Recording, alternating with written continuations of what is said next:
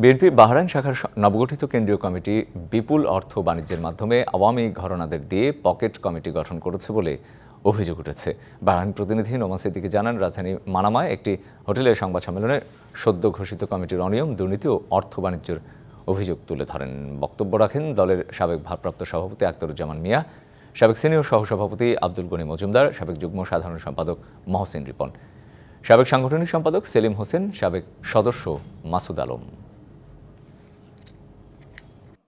আহ্বায়ক জনাব আহমেদ আলী মুকিব সাহেব উনার মন গড়া এক পেশে পকেট কমিটি ঘোষণা করেছে। যাদের নামে মামলা হামলা মোকদ্দমা হলো, দেখে যেতে বলো না, মা মৃত্যুবরণ করেছে, যা নামাজের মধ্যে অংশগ্রহণ করতে পারে নাই, তারা আজকে এই কমিটি থেকে বঞ্চিত। আমাদের জোরালো আবেদন থাকবে অনতিবিলম্বে এই কমিটি প্রত্যাহার করে বাহরাইনে একটি সুন্দর সমৃদ্ধ কমিটি প্রদান করার জন্য। উৎসবের খুশি হবে নগদে বেশি, কারণ ঘন্টায় ঘন্টায় আছে গিফট জেতার সুযোগ।